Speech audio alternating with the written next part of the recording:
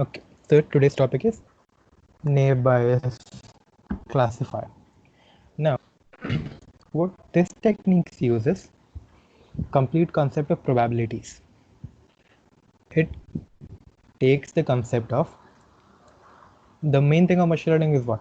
Predicting the future, like providing any unknown data, and the model should predict the outcome. So, how Bayesian learning does is this, or any naive Bayes learning does it in a way that it tries to find the probability of one feature being happening, and then try to find out the probability of two features being happening, then the probability of three features being happening, and comparing like then after getting the probabilities of each things being happening, it will try to club the features. Like what is the probability of both the features happening together? What is the probability of three features happening together? And then using that particular technique, it goes and tries to find out a prediction of a model. So naive Bayes classifier use a mathematical formula which is known as Bayesian network, or a Bayes theorem. So we'll go for what exactly is Bayes theorem. So it provides a way to calculate the probability of a hypothesis based on its prior probability. So sometimes it just sounds really hectic. So we'll go through the exact formula, like what exact all the things suggest. Now, P of H is a prior probability of H. It reflects any background knowledge about the chances that H being correct. Now, H stands for the hypothesis. So, what is the probability of that hypothesis to be correct, or that hypothesis to be positive, or the hypothesis to be happening? Any positive answer. D is the prior probability of D, and the probability of the D is observed. Now, D is the data set. Like, what is the probability of the whole scenario being taking place? Now we come for P of D slash H. Now it stands for the probability of observing D in a given world in which H holds. Now if you remember probability, so the conditional probability says that P of D of H means what is the probability of happening of D when H already occurred. This particular thing tells what is the probability of D being happening if H already occurred. It means H already occurred. Now what is the probability of D taking place? Now exact opposite is P of H by D. Now what's the probability of H being happening if D already occurred? So these are the four things that you're going to use in Bayes theorem. Now the Bayes theorem stands P of H by D is equal to P of D by H into P of H divided by P of D. Now we'll go through what all each terms are called. Now if I'll go through the image, let me find out if I guess I kept it somewhere. Neighbors. So this is the same Bayesian model. So the probability of a model of a given data. So this is the probability that you're going to find out in a data set. The first term is P of, now the same term which you've seen here is resembled here. Now this is the likelihood function. That what is the likelihood of the function being occurring? Model pair. It tells what is the likelihood of the answer that we want being occurring, not depending upon anything else. Like it's the standalone. Like you can see the probability of M. So it's not taking into consideration that Y already happened or anything already happened. It's just taking the consideration that what is the probability of M being happening, and divided by probability of Y, and what is the probability of Y being happening. Now these are the things, like different things that the Bayesian network works on. Now if you'll just figuring out how this particular formula came, let me turn on paint. So I guess if you remember the probability of happening of A, sorry for the bad handwriting, it is the probability of both A union B divided by P of B. So this is a probability, this is a conditional probability function of P of A by B. Now the same thing will happen for P of B by A. What will be the probability of A union B, P of A. Now you can see these terms and this term is completely equal. So we can do one thing, we can just send this term to the left hand side. So this term will become P of A by B into P of B will be equal to P of B by A into P of A. Now just send this term to the denominator. So what will happen? P of B. It will go from here. Like take the eraser.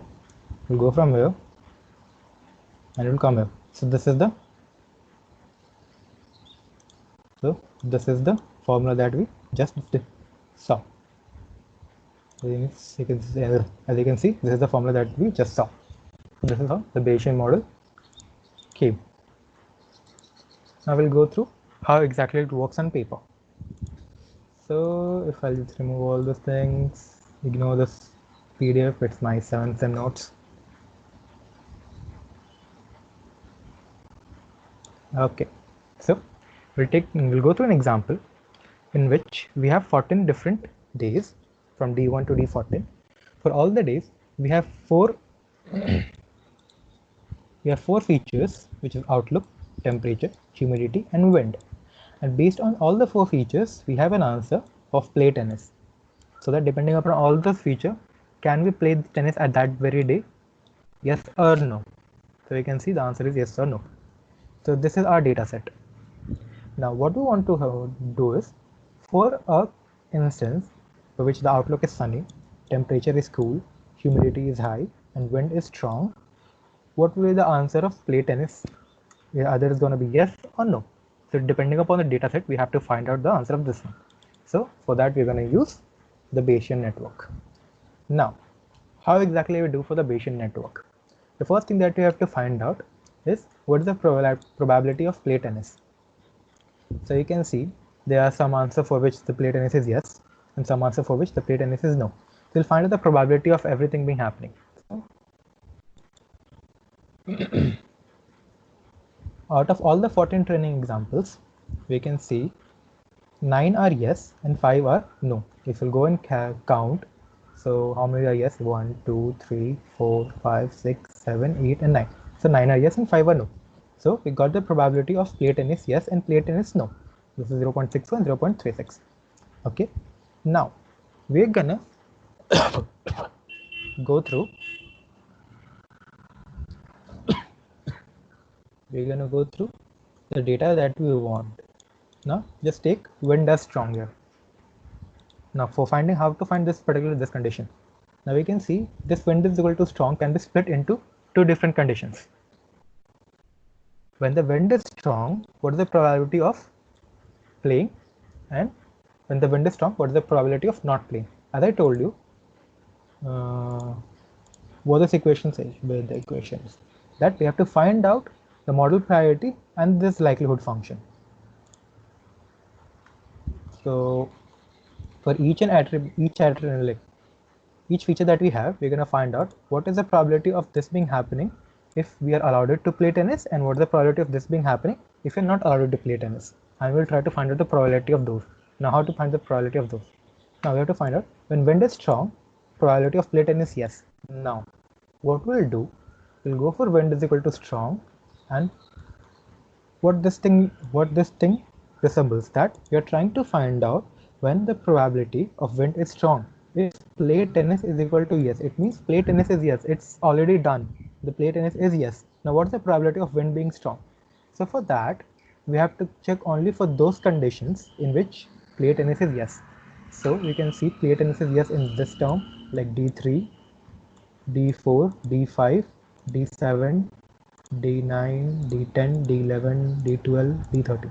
So these are the conditions in which play tennis is yes. It means the total number of conditions is, out of 14, total number of conditions is 9. So this is 9. Now in all the conditions in which plate tennis is yes, how many places the wind is strong. So if the plate tennis is yes and wind is strong, how many are there? So plate tennis is yes and wind is strong. One condition. Plate tennis yes and wind is strong. There are two conditions. And plate tennis yes, wind is strong. There are three conditions. Other than that, if the plate tennis is yes, the wind is not strong. So there are like three proper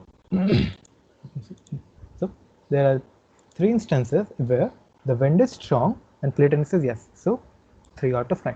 So we got a probability of this. So the same thing that we're going to do for wind is strong and plate tennis is no. So total number of cases for which plate tennis is no is 5. So we have the denominator as 5.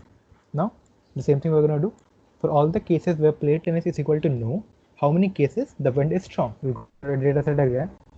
So plate tennis is no, wind is strong. First, plate tennis no, wind is weak. So no.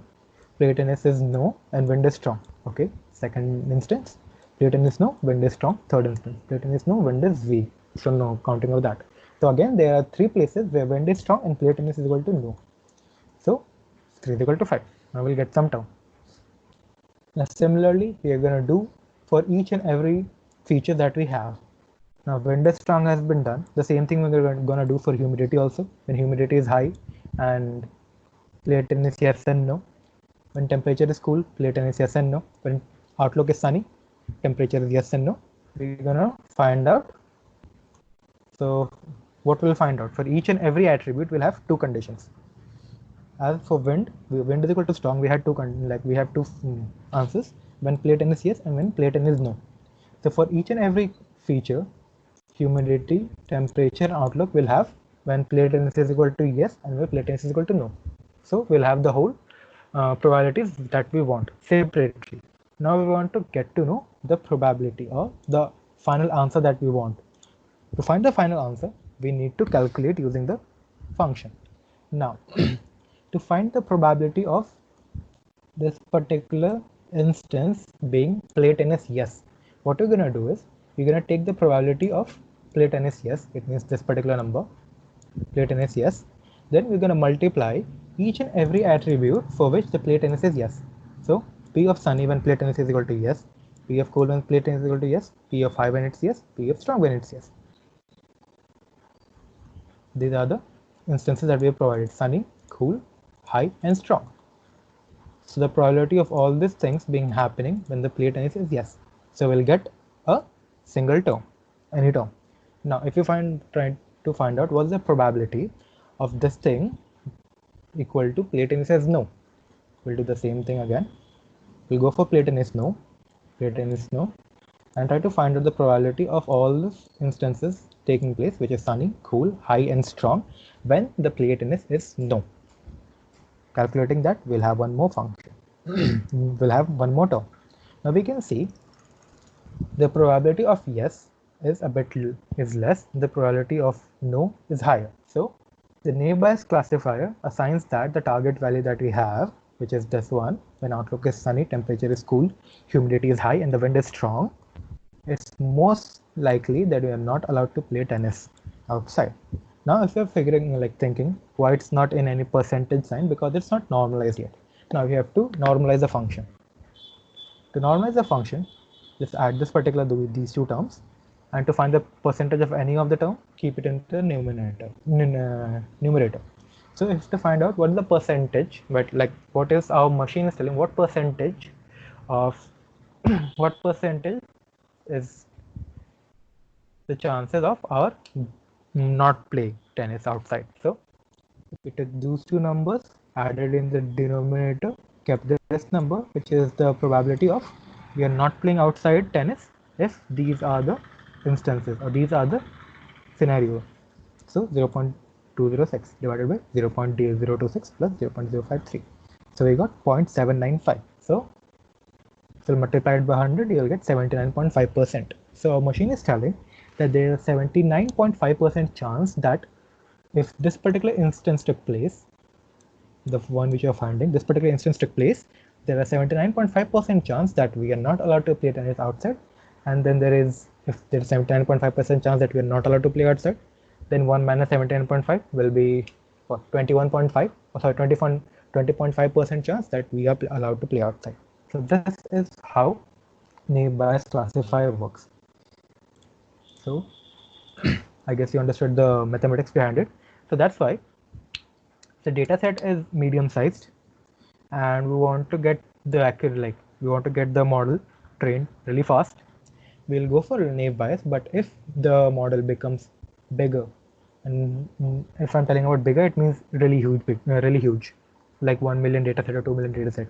For that, finding all those terms, like probability of this terms, probability of all the attributes, and if even the attributes becomes really big, because for this condition we have only 4 attributes.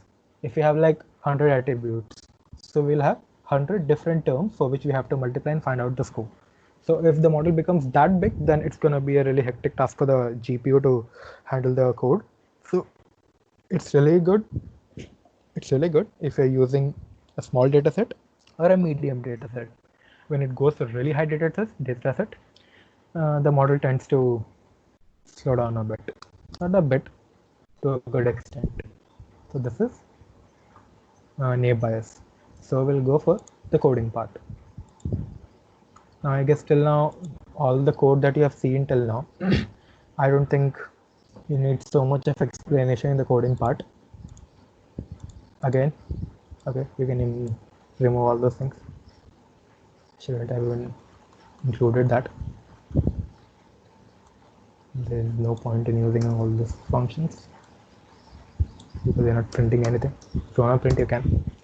So we use NumPy and Pandas, default stuff that we have to keep every time. So from sklearn.dataset, we are importing the load iris. So as I have told you so many times, sklearn has some predefined datasets which you can use directly.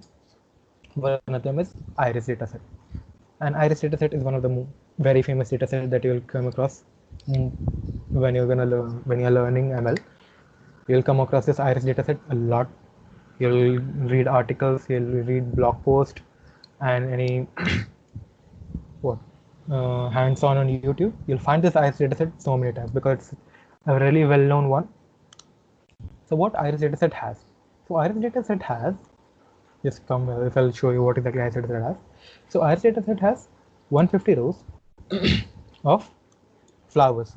Now, what are the different features of the flowers that you are present with? The sepal length, sepal width, petal length, and the petal width. So these are the four attributes which are present for each and every flower.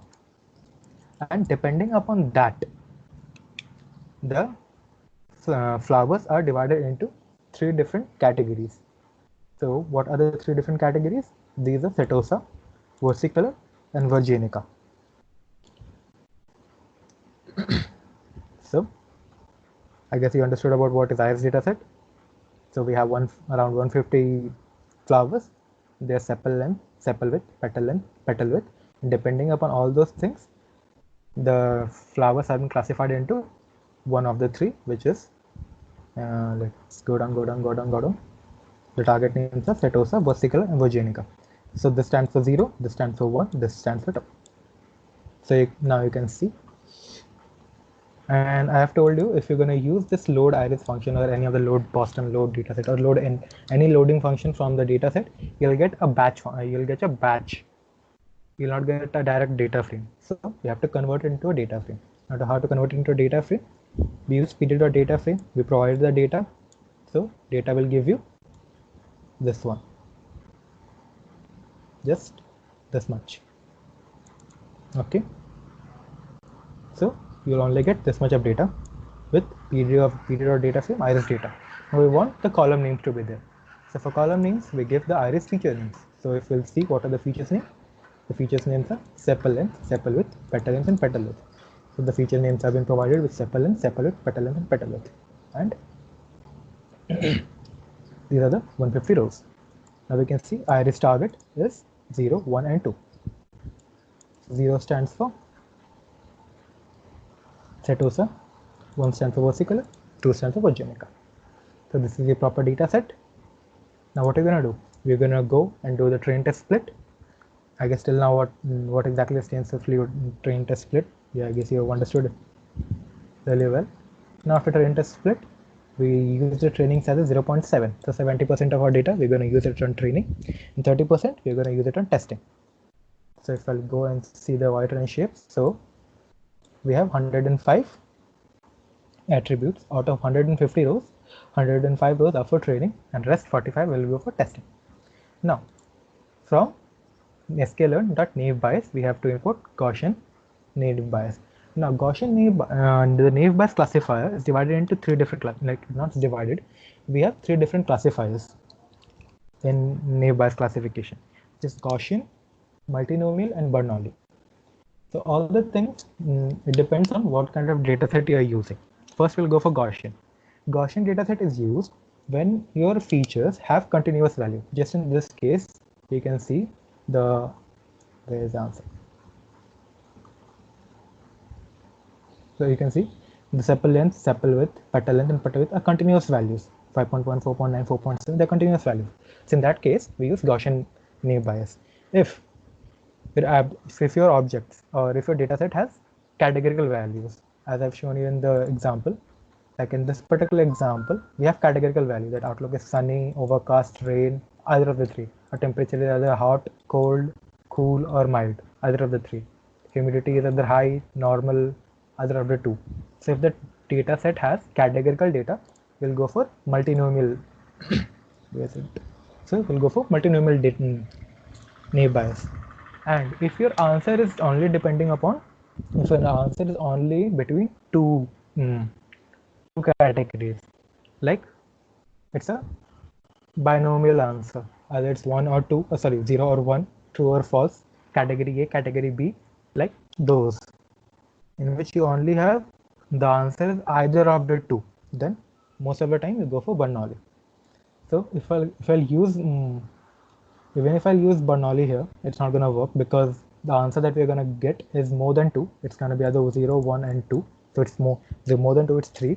If I use multinomial here, the machine will work, but our accuracy will decrease because multinomial is specifically helpful in finding the data set which have categorical data, not the continuous one.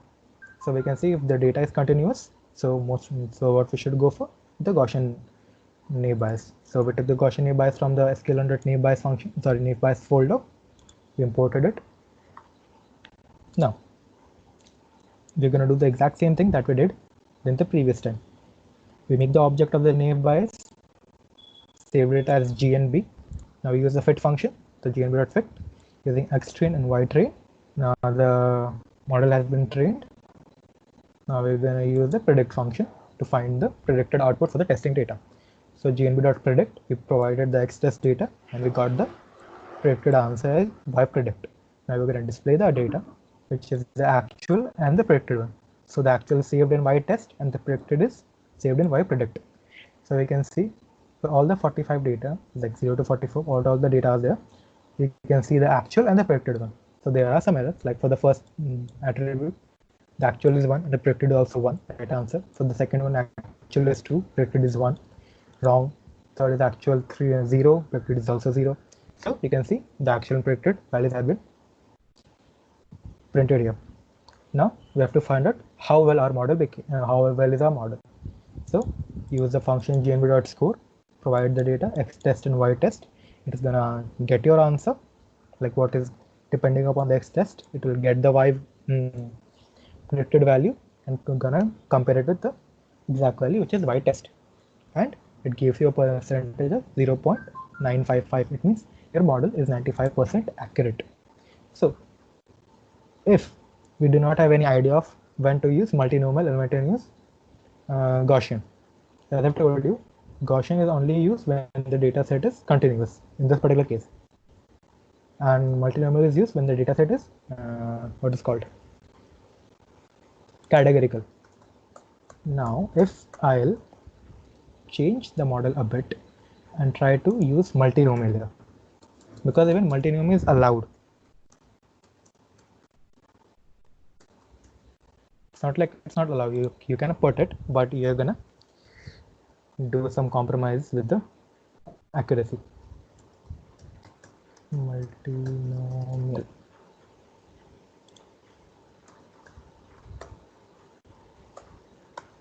So the model has been trained. Now you can see if I execute the same function but use a multinomial naive Bayes, our model became worse and it became a 73% accurate model. But if you're going to use the Gaussian one, sorry. Again, it's 95%. So this is what naive Bayes is. So in short, just naive Bayes just uses the Bayesian function as its main mathematical formula.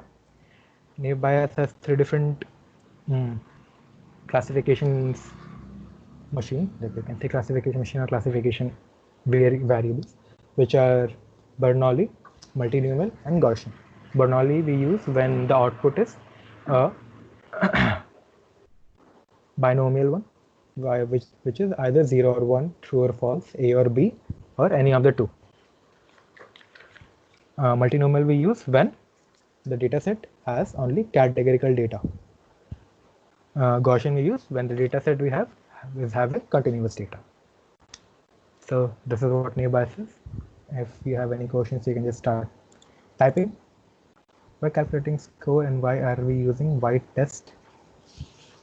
While calculating score, why are we using white test? Okay, so the thing is, we are not comparing X test and Y test. We are giving X test, it's gonna get your data, get the score, like get the score from here.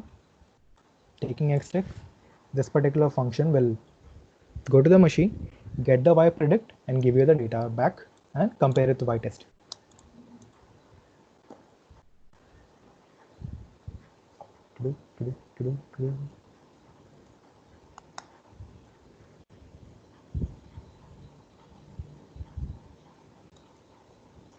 You understood or not?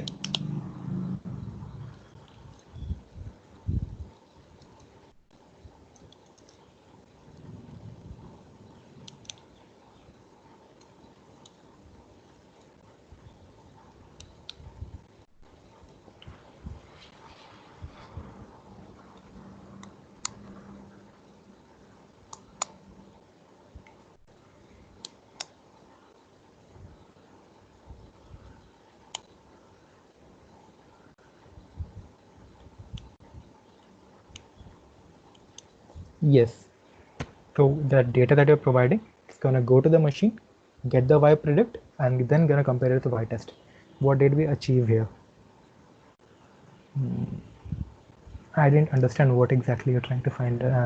Ask me. What you're expecting to achieve here?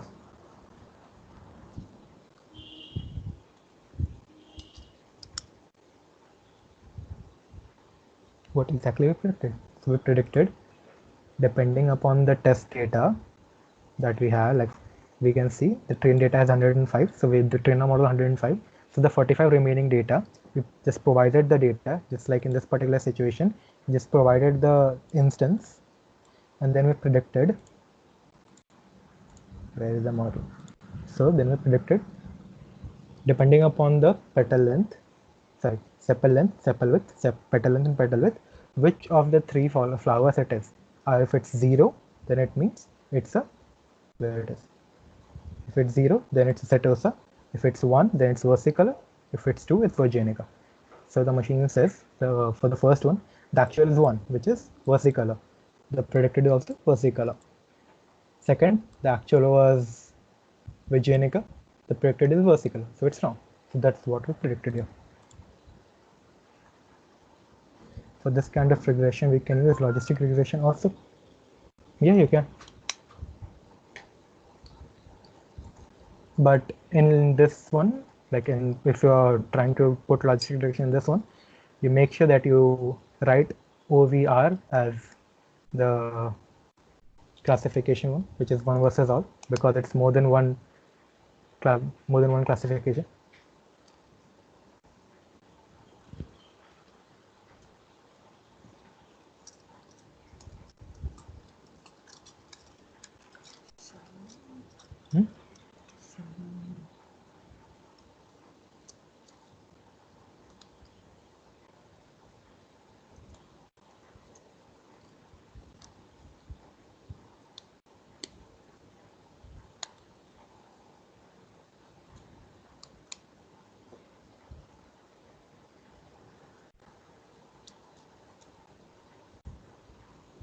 Yeah, it will, but good habit. To have a good habit, mention OVR.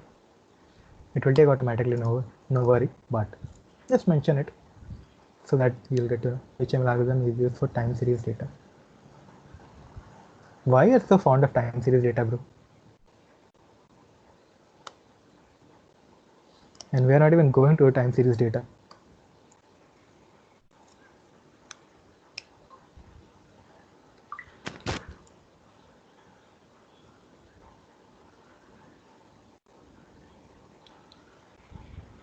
Assignment from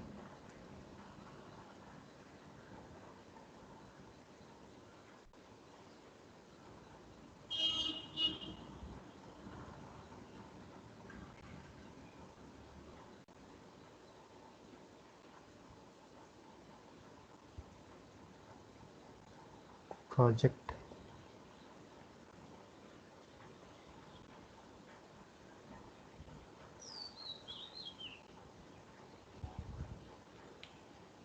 Yeah, no problem. So there are like many models which you can use. They are like autoregressive models, integrated models. So autoregressive are the one in which you predict one value, use that particular one value as the data set for the other one, then predict the second one, and then use the second one as the prediction for the third one. Like started what do you call it? Regressing the model as far as you go. There that you can use ARIMA also. Will you cover any of this? Nope. Time series recommend like time series one reinforcement learning. It's not doesn't come in basic ML. And for time series you have to learn so many stuff. Then how we decide between logistic and Bayes? You can't even exactly say like how to decide between logistic and Bayes. It's like two different techniques for doing the same thing. It's completely upon you what exactly you want to use.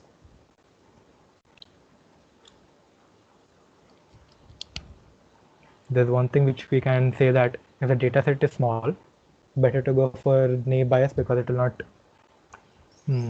affect your CPU that much. But if the data set is really large, the CPU will burn off if you're going to use naive Bayes, so better go for logistics. So these are the tweaks that you can use. If the data set is medium size, you can use either of those.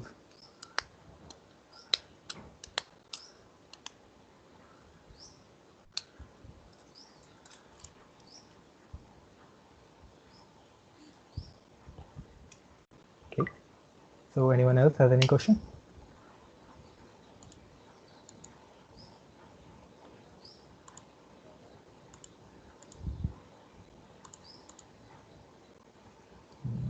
Looks like everyone is fine now. If everyone fine, just gives a thumbs up so that I'll get to know that everyone understood.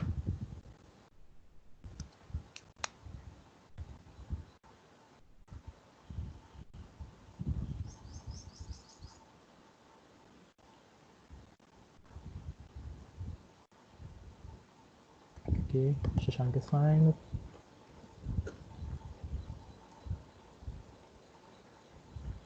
Looks like everyone is fine now. Even though only Shashank gave a thumbs up, but it's fine. So we'll conclude this class today.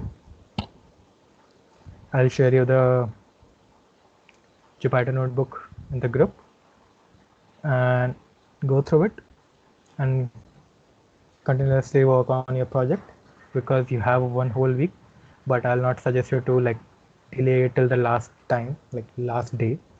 So finish it as fast as you can so that you do not have any overhead work. Okay then, bye bye. Happy learning.